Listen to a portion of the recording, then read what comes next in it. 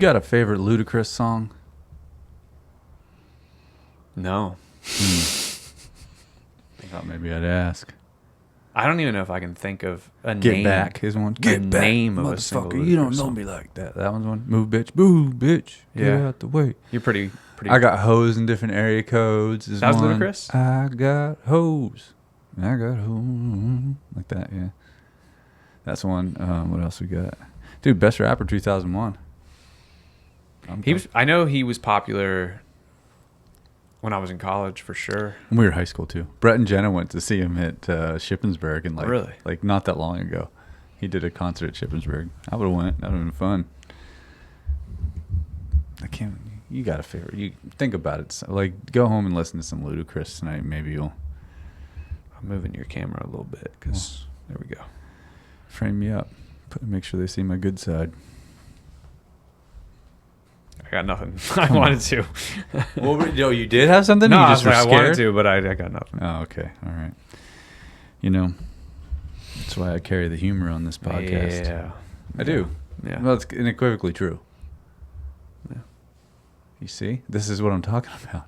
You go mute.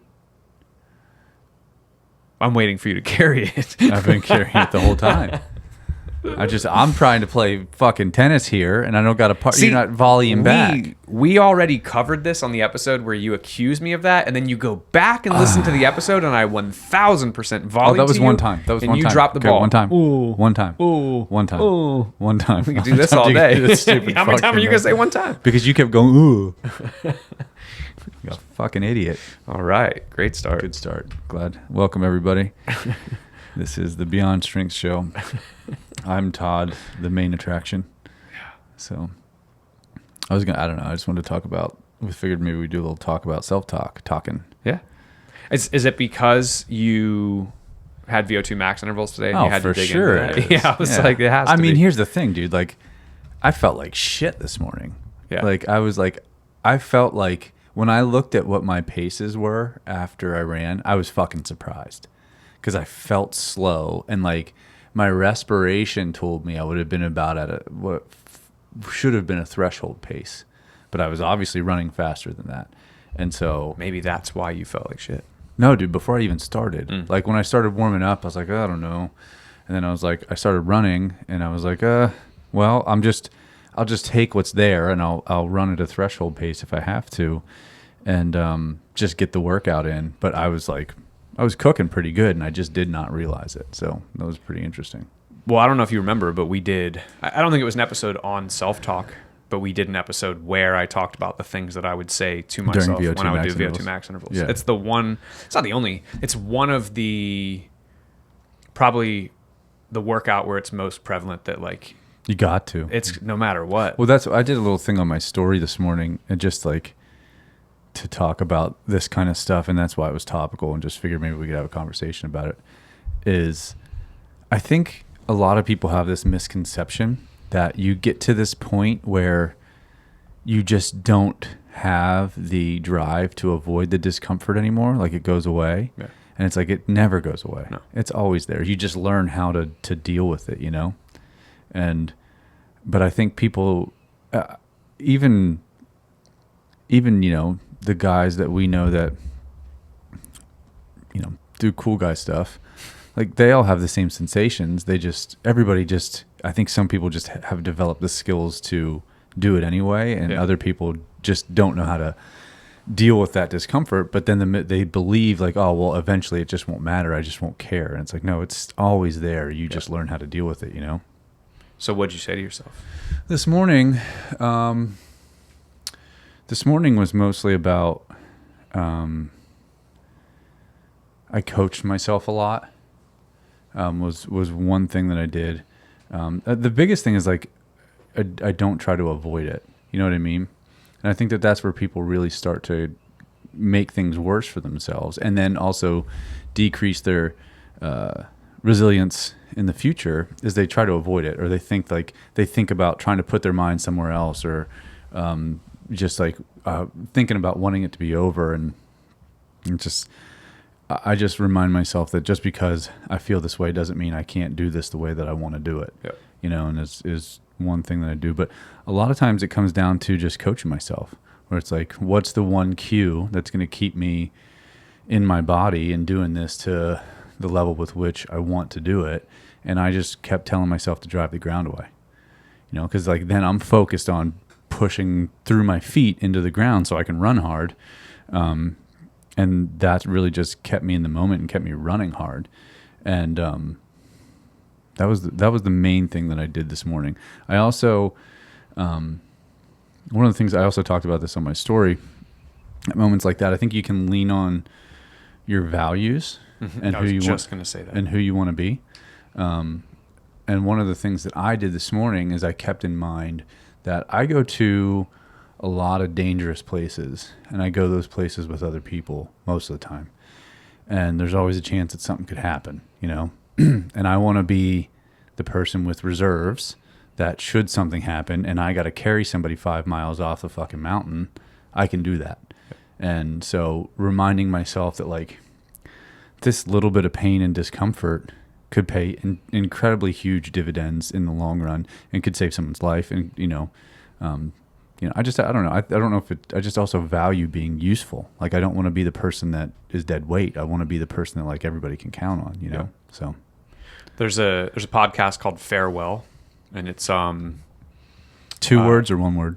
I think they do it as one. Well, it's 2 different colors, but it's actually together. So I don't know, but it means like to fare well. Right. But I'm just saying it's, like, farewell, like isn't Steve goodbye. Magnus and Brad Stolberg. Oh, I know who It's they there. are. And they had Adam Bornstein on, and it caught my attention. I listened to it today. And one of the things that he talked about on there was essentially how much I had to think. weight he puts on values with people. A lot like Josh Hillis. Yeah. And he was talking about like coaching and it came to mind with what you were saying, and I was going to say, like, the way that you talk to yourself, your self-talk will be based on values, whether you recognize it or not, and whether it's purposeful or not. Because he talked about, like, people working towards their goals, and there's some people who, like, and I'm throwing up air quotes, know they're going to fail. And when they talk to themselves, like say it gets hard, like it's not going to be perfect, right? Sure. And we know that. And when something happens, they go, "See, I knew I couldn't do it." Like self-fulfilling prophecy. Yeah. Too. And he was saying that, but they're annoyed, right? And he is talking about how like one of the biggest things he does, he has to help reframe that for people is like, no. Like if you were apathetic, like then we'd have something to talk about. But what you were saying is wrong, but what you were feeling is just that this is important to you. Yeah, but you're just kind of inverted in your values. Yeah. And it makes you, a lot of times I think it's just fear too. Yeah. You know? But thinking of like, you could, because I've made, I've put so much stress into knowing that I have VO2 max intervals in the schedule and then go, and you could go out there and you could be like, this is going to hurt, blah, blah. And then whenever it starts to hurt, you're like, see, and you could let it crumple you. Or you could go, this is going to hurt. Of course. And of course, yes. Like, and that's a lot of what he was talking about is like, well, it should feel challenging at times. Like that's growth. You know what I mean? And like, there's similar carryover here. But you also could, I have reflected on other aspects of my life, like knowing your intervals this morning were 3 minutes, right? Yeah. I've done 3-minute intervals, and 3 minutes of VO2 max intervals feels long sometimes. If you contrast that with like 3 minutes of scrolling on Instagram. Oh, yeah. That time is just... For sure. We're at 30 minutes. Where'd 30 minutes go? Not absolutely. 3. And 3 minutes can feel like an eternity. And sometimes I actually reflect on that. So it's not always just coaching.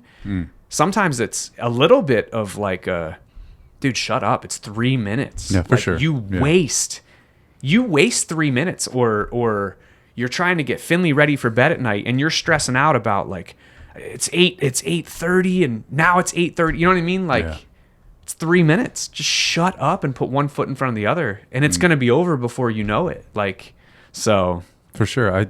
Another thing that, I mean, I've talked about this before, so I know you know that I say this to myself, but I also just often ask, like, and a lot of times this would be a precursor to actually doing the work, you know, especially like this morning I got up. I didn't feel too bad when I woke up. I had like my snack before I ran was an apple. My snack. I had a snacky snack. I didn't eat a full breakfast because I was like, I'm going to fucking throw up if I eat a full breakfast. So I had an apple and some peanut butter toast. And why are you looking at me like that? No, I was looking at the camera, like to make sure it was recording. And on the way, I started moving. I was like, whew. I ain't got a lot of gas today. So, but then it's like after that thought, sometimes you have the thought, at least I did this morning. I was like, well, maybe just do one and see how you feel. And then I was like, fuck that. And I was like, no, for some people that works. But for me, I went, fuck that. It's like, who would you like more, Todd? Do you like the Todd that goes and does one and then fucking bags it? Or do you like Todd that does 4, and maybe he can't run them absolutely as hard as he can, he wants to run them, but he does all fucking 4. Yeah. And you know you like that guy more, so go fucking be him. Well, it's the same thing. It's not self-talk, but it's the same thing I said to Corey yesterday, where he was like, I don't know if I'm gonna do the murderous mile, and I was like, just go do it like moderate effort. And you were like, that's not what we're telling people to do on this. But I knew if once he sat down and he would do it, did the test, that he would just go, because at the end of the day, it's 4 minutes. Like, yeah, it is. I mean, Building the Elite made a post about mental skills. I think it came out today because I saw it today. But just saying about how like it's not something that you just get and you're done. You know, it is, you continually have to put yourself in the situation to work on these and just do it over and over and over again, regardless. And I think that people miss that. And I think it comes back to the same thing of like, oh, well, eventually the discomfort won't bother me. It's like, what you don't realize is, no, you'll just be able to actually push harder and create more discomfort. And then you have to figure out how to deal with that, you know? And so it's just continually learning how to talk to yourself all the time. Because I think a lot of times, you know, the resounding self-talk is negative. And you see examples of it in the media and popular, I say media, not like the fucking news media, but like on social media and popular people, like essentially saying like, don't bitch out, don't be a bitch. Like as soon as you start calling yourself fucking names, like you say internally, that's how I expect myself to behave every time I'm in this situation. Like you've created the environment for your brain to learn, and you will go there in your mind. Yeah. And so you decrease your resiliency instead of thinking like, you're not a bitch because you're uncomfortable. You're uncomfortable because you're doing something fucking hard. Yeah. And it's going to be that way every time. And it doesn't mean you can't do what you need to do. It doesn't mean you can't stay calm. And I think that that's the other thing that, you know, I think about a lot is like my friend Jordan, who's my assistant coach in Human Predator Pack Mule, he says, you know, you just quietly climb into the crucible over and over again. Just quietly get in there and you just do what you need to do, and you don't burn through your emotions to fucking just be able to handle it. Because it's like, at the end of the day, it's self-imposed, and it's really not that hard. If you think about it in the grand scheme of things, like if something that's hard, like a tragedy is hard, like months of going through something is fucking hard. Like a 24-minute workout that you have to push yourself through is not that fucking hard. Yeah. So if you're sitting there trying to burn through all of your emotions to get that, what are you going to do when the fucking shipwrecks, you know? And so I think that's why I hate all of that tough guy shit, because it does not fucking work. Yeah. It sets you up for failure when there's really problems. However, I have put a lot of emotions into 24 minutes of a workout. I mean, sometimes it's tough not to, but I'm saying like, if that's why I hate the rah-rah bullshit. Yeah. Like show up and do it, and just like be calm with yourself as you do it, you know? And there are times when it's like, don't get me wrong, like if you have like a max effort lift or something, like the other day when I split squatted 400, I was like, I got to let myself get emotional, but most of the time I don't do that. Or like if you're like, you need a final push to get up a hill to finish a race or something, that fucking emotion's gonna be there. Yeah. You don't need to burn through that every time you train, you know? Yeah. It's also like in everything's relative. It's like, what's the saying? Like, the hardest thing you've ever dealt with is the hardest thing you've ever dealt with. Without a doubt. And sometimes people that have dealt with really, really hard things can look at someone else dealing with something that they're like, that's nothing. It's still the hardest thing they've dealt with. It's just, and another example of it is Courtney DeWalter is one of the top female ultra runners. Not actually, forget that. One of the top ultra runners in the world, period. And she talks about it in terms of she envisions a cave, and every time she reaches like the new depths of like, this is so incredibly hard, she's just like, oh, I'm just deeper into that cave and I'm chiseling away so that the next time the hardest thing comes, like, I've been here. You develop the tool to dig. And even though there's a wall, we just keep digging. Like, it's a cool visual. I like that. But that's, that's positive. I mean, my main thing was I just wanted people to just have like a few more tools. Like, sometimes segmenting works, which like, yes, sometimes it works really well. But I think a lot of times just stepping back and looking at yourself and who you want to be and how is that person going to behave in this situation, and doing that regardless. There's one other thing that I think that you need to do. Oh God. Okay. No, I'm being serious. Is get a damn Garmin or Coros or something. Oh, I see. So I don't have to look at my phone. Sure, but I was going to say, so that there's different mental games that you'll get to play when you can see your pace real time. Oh, okay. And also, I don't know what you're looking at in terms of like, if you're actively looking down and like, all right, I have 30 seconds to go. Like, sometimes I try to, that's actually a game that I play with myself. Is like, I let the clock surprise you. Yes. Yeah. I've done both, but I think that there's value to, because there's, I'll give an example. So pick a race, any race. Think about when we did the half marathon. It doesn't matter, like Georgia Death Race, 74 miles, being a third of the way in feels the same as being a third of the way into 13.1. Sure. Sounds crazy, but just mentally you're like, okay, Still, and so there are mental skills with that where you could go, man, that's already 1 mile down. Like, look at that. Or you could be like, that's just 1 mile down. You know what I mean? Yeah. And when you can look down at a watch and in a 3-minute interval, you can go, look at that, a minute already done. Or you could go, shit, 1 minute down, 2 to go. Whatever, it's almost like, I guess what I'm saying is like, whatever mental just chatter starts, it's another opportunity to, whatever the knee-jerk response is, to roll with it or reframe it. Yeah. I think this is also an instance where something like ACT works really well.